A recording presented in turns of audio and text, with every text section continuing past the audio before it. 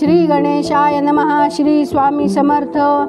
आज आपण युद्धकांडातला 88वा सर्ग वाचूया. भयानक राक्षस प्रतपन भीषण गर्जना करीत नलाकडे धावला. शीघ्रतापूर्वक हात चालवणाऱ्या त्या राक्षसाने आपल्या तीक्ष्ण बाणांनी नलाचे शरीर क्षतविक्षत करून टाकले. तेव्हा नलाने तत्काळ त्याचे दोन्ही डोळे बाहेर काढले.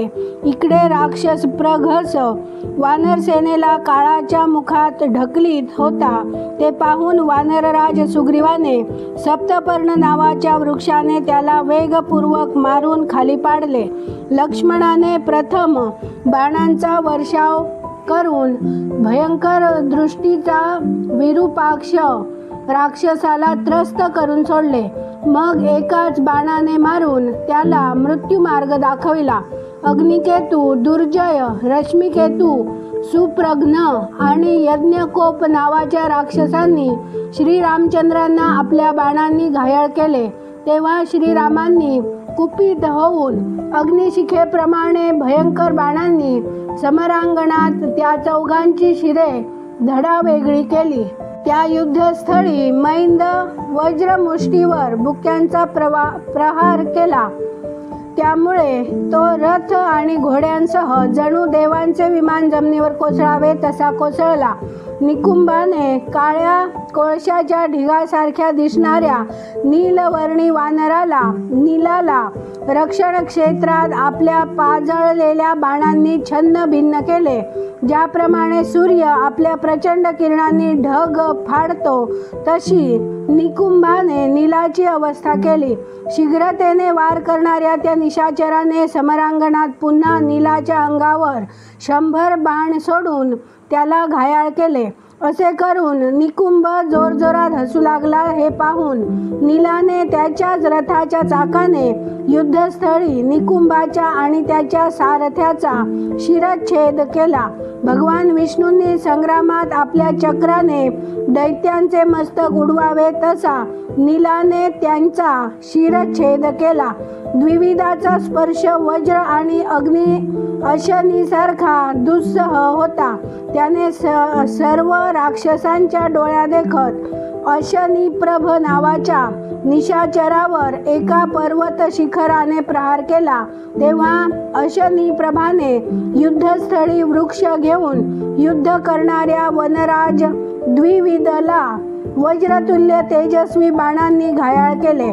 द्विविधचे शरीर बाणांनी क्षतविक्षत झाले होते. त्यामुळे त्याला अत्यंत क्रोध आला आणि त्याने एका साल वृक्षाने रथ आणि घोड्यांसह अशनीप्रभाला मारून टाकले.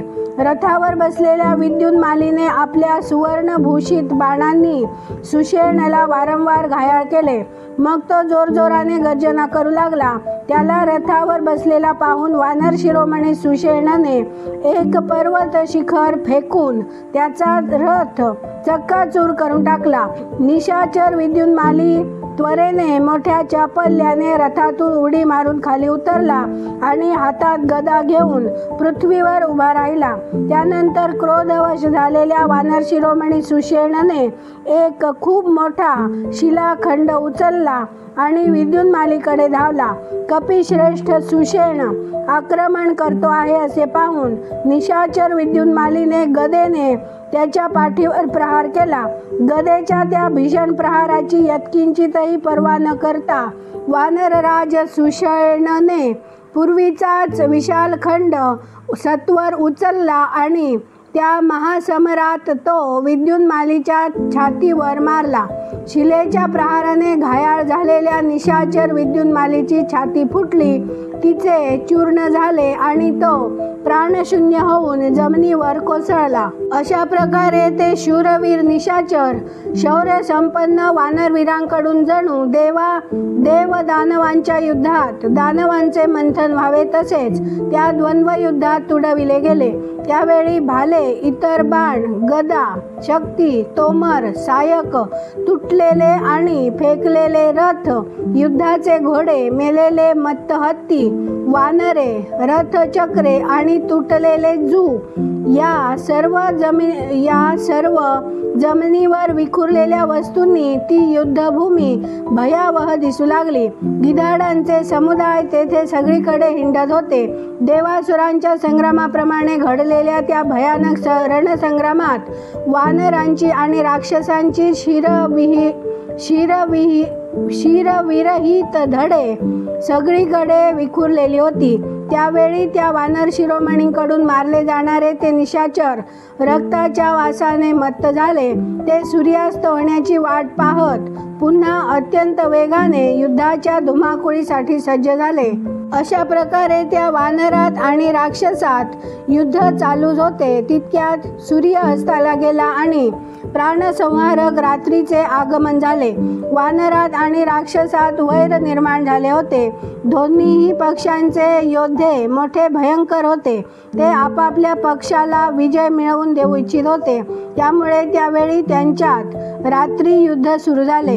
त्या दारुण अंधकारात वानरगण आपल्या प्रतिपक्षाला विचारित होते, काय तू राक्षस आहेस? तर राक्षसगण विचारित होते, तू वानर आहेस का? अशा प्रकारे विचारून ते समरांगणात एकमेकांवर प्रहार करीत होते. सेनेत सगळीकडे मारा, कापा, या इकडं, आता का पळून जाता असे भयंकर शब्द ऐकू येत होते. काळे कभिन्न राक्षस सुवर्ण कवचांनी विभूषित झाल्यामुळे चमकदार औषधींच्या वनांनी युक्त काळ्या पहाडासारखे दिसत होते. अंधकाराचा थांग लागणे अवघड होते. त्यातच क्रोधाने तिरमिरी आलेले महान वेगवान राक्षस वानरांना खाऊ का गिळू करीत होते. सगळीकडून त्यांच्यावर तुटून पडले. तेव्हा वानरांचाही कोप मोठा भयानकपणे भडकला. ते उसळ्या घेत आपल्या तीक्ष्ण दातांनी सोनेरी साजाने सजलेल्या राक्षस दलाच्या घोड्यांना आणि विषारी सापांप्रमाणे दिसणाऱ्या त्यांच्या ध्वजांना विदीर्ण करीत राहिले. बलवान वानरांनी युद्धात राक्षस सेनेत खळबळ माजवून टाकली. ते सारेच्या सारे क्रोधाने वेडे झाले होते. त्यामुळे हत्तींना तसेच हत्तीस्वारांना ध्वजपताकांनी सुशोभित रथांना देखील ओढीत होते आणि दातांनी चावून क्षतविक्षत करून टाकीत होते. मोठमोठे राक्षस कधी प्रकटपणे युद्ध करीत होते तर कधी अदृश्य होत होते. परंतु श्रीराम आणि लक्ष्मण विषधर सर्पाप्रमाणे बाण सोडून दृश्य आणि अदृश्य साऱ्याच राक्षसांना मारून टाकीत होते. घोड्यांच्या टापांनी चूर्ण होऊन रथांच्या चाकातून उडणारी जमिनीची धूळ योद्ध्यांचे कान आणि डोळे बंद करून टाकीत होती. अशा प्रकारे रोमांचकारी भयंकर संग्राम घडला. त्यामुळे तेथे रक्ताचे पाट वाहवणाऱ्या मोठ्या भयंकर नद्या वाहू लागल्या. त्यानंतर भेरी, मृदुंग आणि पणव इत्यादी वाद्यांचा ध्वनी होऊ लागला. तो शंखनाद रथचक्रांचा घरघराट मिसळल्यामुळे मोठा अद्भुत वाटत होता. घायाळ होऊन विव्हळणाऱ्या राक्षसांचा आणि शस्त्रांनी क्षतविक्षत होऊन पडलेल्या वानरांचा आर्तनाद तेथे मोठा भयंकर प्रतीत होत होता. शक्ती, शूल आणि परशूंनी मारल्या गेलेल्या वानरांनी आणि वानरांकडून काळाच्या कर्दमात ढकललेल्या मनास येईल ते रूप धारण करणाऱ्या पर्वतप्राय राक्षसांनी दाटलेल्या त्या युद्धभूमीवर रक्तप्रवाहामुळे चिखल झालेला होता. तेथे ओळख पटणे कठीण झाले होते. तेथे थांबणे तर आणखीनच अवघड झाले होते. असे वाटत होते की त्या भूमीला शस्त्ररूपी फुलांचा उपहार अर्पण केला आहे. वानरांचा आणि राक्षसांचा संहार करणारी ती भयंकर रात्र काळ रात्रीसारखी सर्व प्राण्यांना दुर्लंघ्य झाली होती. इथे 88वा सर्ग पूर्ण झाला. उद्या आपण 89वा सर्ग वाचूया. व्हिडिओ आवडल्यास व्हिडिओला लाईक करा, शेअर करा, सबस्क्राईब करून बेल आयकॉन क्लिक करा. कमेंटमध्ये जय श्रीराम लिहा. धन्यवाद. जय जय श्रीराम.